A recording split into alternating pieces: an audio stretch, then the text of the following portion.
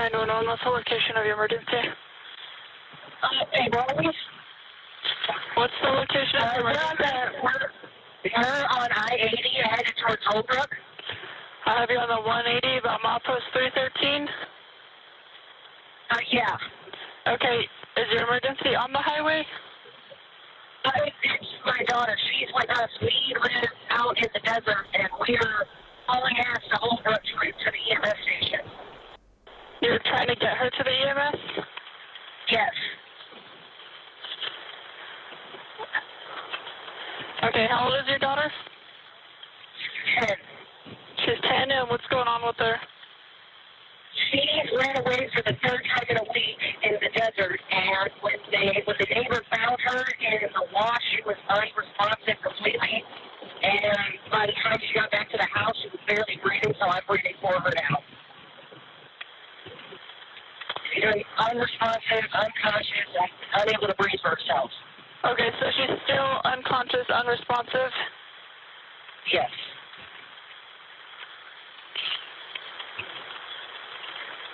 Is she breathing?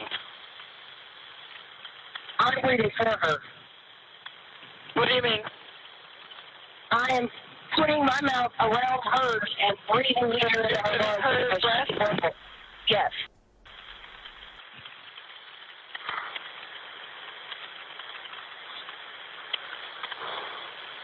What kind of vehicle are you driving, ma'am?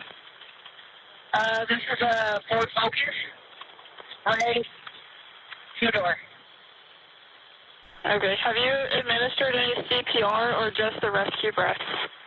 Just rescue breaths. Okay, 1 second for me while I get EMS paged out to you.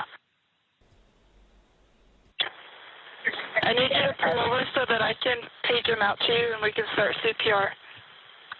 Would it be easier if is it going to be faster if we just keep going? Because we're almost to Holbrook. I understand that. I need you to pull over so I can have EMS meet you. Have you got her to the flat ground, solid ground? Yeah, we're on the, she's in the car. Okay, I need you to put her on the ground. On the rocks?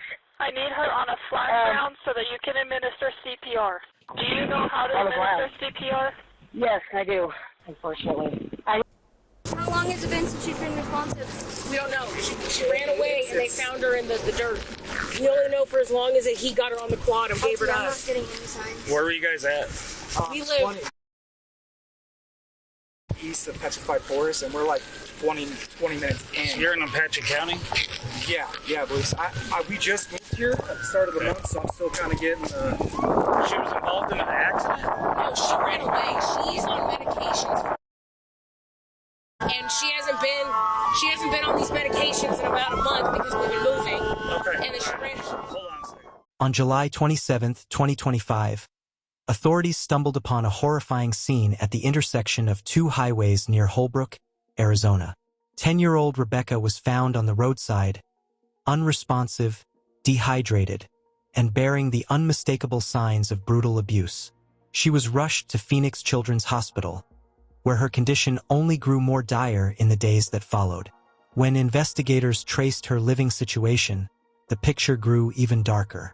Hidden away in a yurt described as the family's home, they found thin mattresses scattered on the floor, water hauled in plastic jugs from a store 15 miles away, and bloodied clothing that hinted at unthinkable suffering. Rebecca's body told the rest of the story, covered in bruises, burns consistent with cigarettes, missing toenails, patches of hair loss, and even evidence of a brain hemorrhage. What began on a lonely highway quickly spiraled into one of the most disturbing child abuse and first-degree murder cases Arizona has ever seen, with her father, Richard Baptiste, and his girlfriend, Anisha Woods, at the center of it all. Rebecca Baptiste came into this world on December 20th, 2014. She was a special little girl who brought light wherever she went. Rebecca had a deep love for the color pink, and she could spend hours playing with colorful balloons. More than anything, she enjoyed being with her two younger brothers.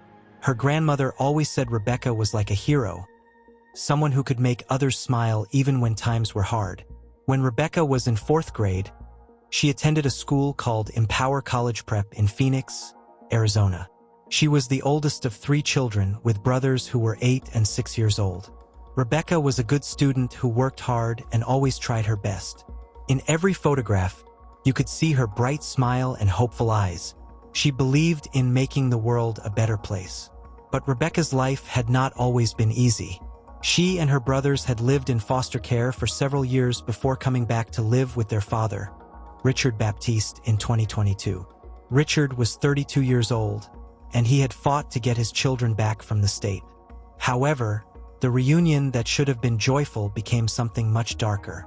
On July 27, 2025, a Sunday that would change everything, Rebecca was discovered lying unconscious at a road crossing. She was found in what people call a wash, a dried-up riverbed where water used to flow. When the emergency workers found her, Rebecca was badly hurt, extremely thirsty, and looked like she hadn't eaten properly in a long time. The medical team rushed Rebecca to Little Colorado Medical Center as fast as they could. When the doctors saw how serious her injuries were, they quickly moved her to Phoenix Children's Hospital, where specialists could give her better care. For 3 days, Rebecca fought for her life while machines helped her breathe. Sadly, on July 30th, 2025, little Rebecca passed away. What the doctors found when they examined Rebecca shocked everyone who saw her medical reports. The injuries on her small body told a terrible story that was very different from what her father, Richard, and his girlfriend, Anisha, had claimed happened. Rebecca had suffered a serious brain injury that caused bleeding inside her head. Her spine was also fractured. Large chunks of her hair were missing, and several of her toenails had been torn off. Rebecca's body was covered in burn marks from head to toe. She had bruises and cuts everywhere, including 2 black eyes that made her face almost unrecognizable. The doctors, who had seen many injured children in their careers, said Rebecca's condition looked like someone had tortured her for a long time. They also found signs that suggested she may have been hurt in other terrible ways that no child should ever experience. The medical team had to tell Rebecca's family that her brain had stopped working because of all the bleeding and swelling inside her head. They connected her to machines that helped her body keep functioning, but there was no brain activity left. 3 days after she was found, Rebecca's young life came to an end. The community was heartbroken when they learned about Rebecca's death. People who knew her organized a memorial service where everyone wore pink clothes to honor her favorite color. They wanted to celebrate the bright, loving child she had been despite all the pain she had suffered. During this sad time, a local news reporter shared something beautiful that Rebecca had created. It was a poem she had written about her favorite color, and she had even drawn pictures to go with it. In her poem, Rebecca wrote about finding the color magenta in lovely flowers and plants with pink leaves. She wrote about chewing bubble gum and looking at her pink backpack. She mentioned going to farms to see pigs and watching the road for Barbie cars. The poem showed how Rebecca could find beauty and joy in simple things, even when her life was so difficult. At the bottom of her poem, Rebecca had written information about herself. She explained that she was in 3rd grade at Empower College Prep. She wrote about loving her teacher and enjoying math class, especially learning about fractions. Rebecca also mentioned that she liked to read books from a series called I Survived, which were adventure stories about people who overcame dangerous situations. In another part of her writing, Rebecca shared her feelings about endangered animals. She wrote that learning about animals in danger made her feel sad because she believed all animals should be loved and protected. She hoped that endangered animals would survive and be safe. These words showed what a caring and thoughtful child Rebecca was. What made Rebecca's poem even more heartbreaking was knowing that while she was writing these hopeful words about finding beauty in the world, her school principal and teachers were making worried phone calls to the Department of Child Safety. They had noticed marks on Rebecca's body that looked like someone had hurt her. They were concerned that she wasn't getting enough food and that someone was neglecting her basic needs. Just a few weeks before Rebecca was found injured, her family had moved from their home in Phoenix to a very remote area in Apache County. They were living in what's called a yurt, which is like a large tent that people can live in. Some reports said they had only been living in this isolated place for about 3 weeks when the terrible events happened. The police who investigated the scene found that the living conditions were very poor. The family didn't have proper bathrooms or showers. They had to use a bucket and cup to wash themselves. When officers searched the tent where Richard and Anisha lived, they discovered bloody clothing. This clothing had been taken off Rebecca before the emergency call was made, which raised many questions about what had really happened. The Department of Child Safety, which was supposed to protect Rebecca and her brothers, admitted they had lost track of the family when they moved to the remote area, because the family had moved without telling anyone their new address. No one was checking to make sure the children were safe and being treated properly. Richard Baptiste and his girlfriend, Anisha Woods, told the police that Rebecca had been having behavior problems. They claimed she had tried to run away from home many times, both from their new place in Concho and from their previous home in Phoenix. Anisha told investigators that Rebecca would climb up into trees and hide, waiting for adults to walk by. When she saw grown-ups, Rebecca would come down and ask if she could live with them instead of going back home. Neighbors in both places had seen Rebecca trying to escape multiple times. Each time she was found, Rebecca was extremely thirsty and looked like she hadn't had water for a long time. People who lived nearby said Rebecca would climb trees to get a better view of the area. She was looking for houses where kind people might live, people who might take her in and give her a safe place to stay. The most heartbreaking part of Rebecca's story was learning about her mother. Rebecca's biological mother had lost the right to care for her daughter a long time ago. This meant Rebecca had been hoping for years that someone, anyone, would provide the love and safety that every child deserves, but that she had never truly found. When police officers interviewed Anisha about Rebecca's attempts to escape, she gave explanations that seemed to miss the real reasons why a child would desperately try to run away. According to a police document, Anisha told investigators that Rebecca would hide in trees, carefully watching for adults to pass by. Rebecca knew that people would eventually come looking for her, and she was trying to choose which grown-up she would approach to ask the most important question of her young life. "Can I live with you?" When detectives asked Anisha why she thought Rebecca wanted to find other adults to live with, her answer showed how little she understood about the child's suffering. Anisha claimed that Rebecca hated their property because it didn't have air conditioning and there wasn't a refrigerator.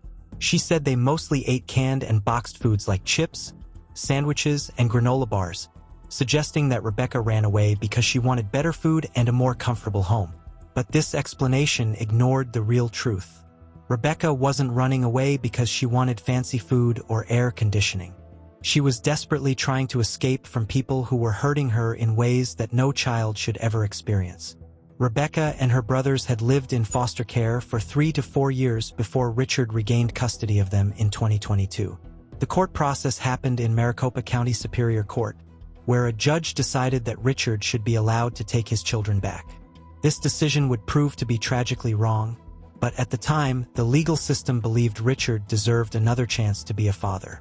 Many people wondered why Richard had fought so hard to get his children back, only to treat them so badly.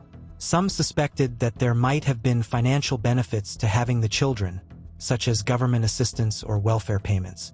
It seems strange that someone would go through a long legal battle to regain custody of their children and then cause them such terrible harm. When police found Rebecca that July day, Richard and Anisha told a story that medical experts quickly proved was false.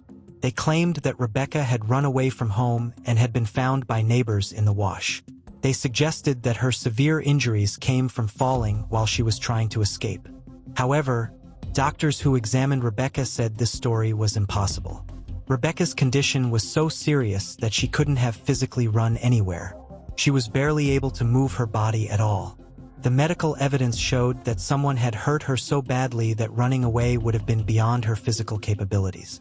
During police interviews, both Richard and Anisha made shocking admissions about how they had treated Rebecca. When detectives asked them directly about using force against the child, both adults admitted they had used excessive force. Richard told police this information without showing any emotion, as if he were discussing something as ordinary as the weather.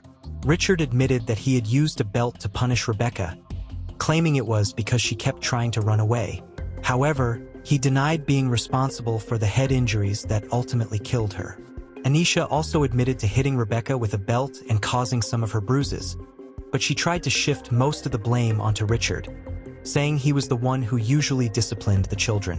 What made Anisha's involvement even more disturbing was her background as a former nurse. Her job had been to help people heal and feel better, but instead, she was participating in hurting a defenseless child. It appeared that most of the abuse was focused on Rebecca, who was the only girl in the house. While her brothers were also mistreated, Rebecca seemed to receive the worst treatment. Despite her medical training, Anisha made a decision that showed how little she cared about Rebecca's well-being. Even though Rebecca was found dehydrated every time she tried to run away, Anisha would look at the injured child and decide she'd be fine without getting her proper medical care. When police showed Richard and Anisha photographs of Rebecca's injuries, their reactions revealed their lack of caring. Both adults showed very little emotion when confronted with pictures of what they had done to a child. Richard's response when he saw the extent of Rebecca's injuries was to say, "It wasn't supposed to do that." This comment raised the question, if it wasn't supposed to cause such damage, what exactly was it supposed to do? The evidence against Richard and Anisha continued to build when police searched their tent. They found bloody clothing that the couple had taken off Rebecca before calling for emergency help. This discovery raised serious questions about what had really happened and whether they had tried to hide evidence of their crimes. On July 29, 2025, both Richard Daniel Baptiste and Anisha Woods were arrested and charged with multiple serious crimes. They faced charges of first-degree murder, kidnapping, and 3 counts of child abuse. The child abuse charges were related not only to Rebecca but also to her 2 brothers, showing that all 3 children had suffered at the hands of these adults. The charges against them started as attempted first-degree murder, aggravated assault, child abuse, and kidnapping. However, after Rebecca died 3 days later, the charges were upgraded to include murder. During his interview with police, Richard admitted that he didn't deserve to be a father, perhaps the most honest thing he said during the entire investigation. Both Richard and Anisha were held in jail with bail set at $1 million each. The prosecutors decided to try both cases together, arguing that Richard and Anisha had worked together in a planned scheme to abuse the children. Their preliminary hearing was scheduled for September 4, 2025. After Rebecca's death, her 2 brothers were placed in the custody of the Arizona Department of Child Safety. Given how badly the system had failed Rebecca, many people worried about whether her brothers would finally be safe. According to court documents and statements from Rebecca's uncle, Damon Hawkins, the boys were moved to a temporary home where they could begin to heal from the trauma they had experienced. When detectives interviewed Richard about Rebecca, they noticed that he showed very little concern for her well-being. Instead of acting like a worried father, Richard spent time complaining about Rebecca's behavior and explaining why she was difficult to parent. He described her as smart and helpful but also called her stubborn and said she always wanted to run away. Richard's comments about the challenges of parenting her compared to her brothers raised red flags for investigators. When a parent singles out one child as being more difficult than others, especially when that child keeps trying to escape, it often suggests that child is being treated differently, and often much worse. Richard tried to blame Anisha for what happened to the children, claiming that she was the one watching them while he was at work. He said they usually stayed inside during the hottest parts of the day, but neighbors contradicted this story.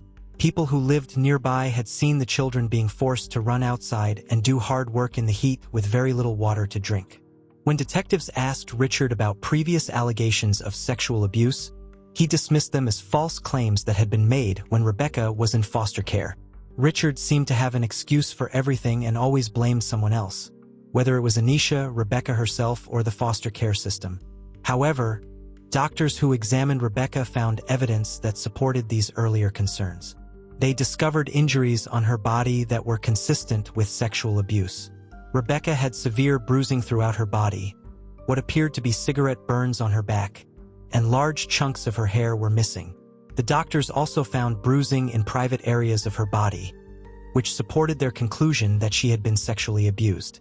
Richard admitted to police that he drank alcohol and smoked marijuana, though he claimed he kept these substances locked away when he wasn't using them. When investigators asked him why he thought Rebecca kept trying to run away, his explanations continued to raise concerns. He suggested that maybe she wanted to see a neighbor or find a community well where she could get water. These comments showed that Richard understood Rebecca was desperately seeking help and water from other people, yet he didn't seem to understand that she was trying to escape from him. Rebecca was often found severely dehydrated after her escape attempts, and investigators learned that she had trouble drinking water on her own. Sometimes people had to pour water directly into her mouth because she couldn't physically manage to drink by herself. Anisha, despite her nursing background, used Rebecca's ability to swallow water when it was poured into her mouth as evidence that the child was fine. This decision showed either a shocking lack of medical judgment or a deliberate choice to ignore a child's suffering. The fact that Rebecca couldn't drink water on her own should have been a major warning sign that something was terribly wrong. Rebecca's brothers, when they were interviewed by police, confirmed what many people suspected. When asked about their sister, one of them said simply, "She got hit. She always got hit a lot." These words from a child's mouth told the true story of what Rebecca's daily life had been like in the home where she should have been safe and loved. The relationship between Richard and Anisha had begun about 4 years earlier when they both worked at a call center in Phoenix. It seemed like an ordinary workplace romance at first, but their partnership would eventually lead to terrible consequences for 3 innocent children. When detectives questioned Anisha about Rebecca's injuries, she tried to distance herself from responsibility. She claimed she wasn't sure what her role had been in hurting the child, saying that Richard was usually the one who handled discipline. From the very beginning of their arrest, Richard and Anisha began blaming each other for what had happened to Rebecca. The detectives decided to test Anisha's understanding of how serious the situation was. They asked her a direct question. "What do you think would happen to someone who seriously injured a 10-year-old girl?" Her answer showed how disconnected she was from reality. Anisha said she didn't really know, but thought maybe the person would get some jail time. This response shocked the investigators.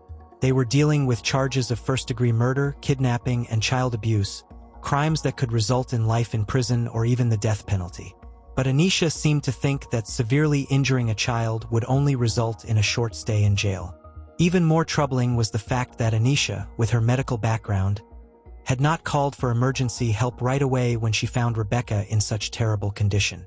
As a former nurse, she should have known that immediate medical attention was crucial for someone with such severe injuries. When police asked her why she hadn't called 911 immediately, especially given her medical training, Anisha made excuses that fell apart under scrutiny. First, she claimed that they couldn't get cell phone service at their remote location in the yurt. She insisted that living so far out in the desert made it impossible to call anyone for help. However, the police officers who were interviewing her were able to make phone calls from that exact same location without any problems. When they pointed this out, Anisha's excuse crumbled. Under continued questioning, Anisha finally admitted to something that made the situation even more suspicious. She confessed that yes, she had changed Rebecca's clothing before calling 911. This admission raised serious questions about what had really happened that day. If Rebecca had been found in the wash as they claimed, why would her clothes need to be changed? And why were the clothes that were removed from Rebecca's body bloody? The bloody clothing found in their tent suggested that Rebecca's injuries had occurred at home, not in some distant wash where neighbors supposedly found her. The evidence was pointing toward a very different story than the one Richard and Anisha were telling. The investigation revealed an even more disturbing pattern of failure that went far beyond Richard and Anisha's actions. The system that was supposed to protect Rebecca had failed her repeatedly over many years. This failure involved multiple agencies and many missed opportunities to save her life. Rebecca's school, Empower College Prep in Phoenix, had been desperately trying to get help for her. Between November 2023 and January 2025, the school contacted the Department of Child Safety, DCS, 12 different times to report suspected abuse and neglect. Rebecca's teachers had noticed signs that worried them deeply, and they kept making reports because they saw that things were getting worse, not better. However, DCS disputed the school's claim about the number of reports. The agency said they had only received 5 calls from the school, and that only one of those calls met their legal requirements for starting an investigation. This disagreement about basic facts showed how broken the communication was between the people trying to protect Rebecca and the agency supposed to help her.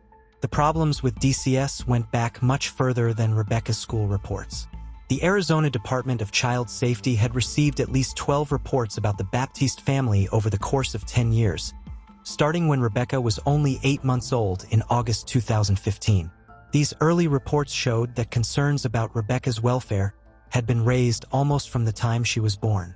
The first report came on August 29, 2015, when Rebecca was just 8 months old.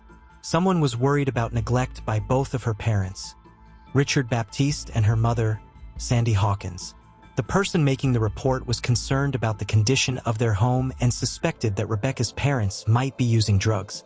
A DCS investigator came to check on baby Rebecca but decided there was no immediate danger. The report was marked as unsubstantiated, meaning they couldn't prove the concerns were valid, but the case stayed open. In May 2016, when Rebecca was about 1.5 years old, DCS received another report about her parents neglecting her care.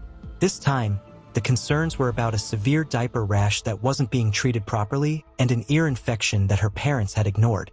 Again, an investigator visited Rebecca at home but decided there was no immediate danger. This report was also marked as unsubstantiated. More reports followed in October 2017, when DCS received concerns about a 10-month-old child being left alone for hours. While the report didn't specifically name Rebecca, investigators assumed it was about her. Once again, the investigator found no evidence of immediate danger, and the allegation was marked as unsubstantiated. The family was offered help through community resources and daycare, but they refused these services. The case was closed on December 29, 2017. The pattern continued for years. People would report concerns about Rebecca and her family. Investigators would look into the situation, but the reports would be dismissed as unsubstantiated. It seemed like no matter how many times people tried to get help for Rebecca, the system couldn't find enough evidence to take action. Finally, in March 2019, something changed. DCS received a report alleging neglect of Rebecca and her siblings that was serious enough for the agency to take action. This report claimed that Sandy Hawkins, Rebecca's mother, had exposed a child to illegal substances during pregnancy. This time, the investigation resulted in Rebecca and her siblings being removed from their home and placed in foster care. For 3 to 4 years, Rebecca and her brothers lived in foster care, away from both of their biological parents. During this time, they were supposed to be safe and learning what normal family life could look like. However, in 2022, their father, Richard Baptiste, fought in court to get his children back. He filed what's called a dependency petition in Maricopa County Superior Court, asking a judge to return his children to his care. The court decided to give Richard another chance to be a father. At the same time, Rebecca's mother, Sandy Hawkins, lost all her parental rights permanently. This meant that Sandy could never again legally be considered Rebecca's mother or have any say in what happened to her daughter. Sandy was completely removed from Rebecca's life, leaving Richard as the only biological parent who could care for the children. Unfortunately, this decision to reunite Rebecca and her brothers with their father would prove to be tragically wrong. Almost immediately after getting his children back, new reports of abuse began reaching DCS. On November 2, 2023, DCS received a report alleging that Richard Baptiste and his girlfriend Anisha Woods were physically abusing Rebecca and her siblings. While the specific details of this report were not made public, the allegations were serious enough to warrant investigation. However, once again, the report was marked as unsubstantiated because investigators said there wasn't enough evidence to prove the abuse was happening. This November 2023 report marked the beginning of what would become a desperate campaign by Rebecca's school to get her help. Empower College Prep, where Rebecca was a student in Phoenix, would contact DCS 12 times between November 2023 and January 2025. The teachers and staff at Rebecca's school could see that something was terribly wrong, and they kept calling for help because they could see that Rebecca's situation was getting worse. The people who worked at Rebecca's school must have felt helpless and heartbroken when they learned that Rebecca had died. They had tried so many times to get someone to listen to their concerns and take action to protect her. Despite their repeated efforts, the system failed to save the little girl they were trying to help. In February 2024, DCS received another report, this time about one of Rebecca's brothers. Someone reported that Anisha Woods had scratched the boy during what she claimed was discipline for not doing his homework.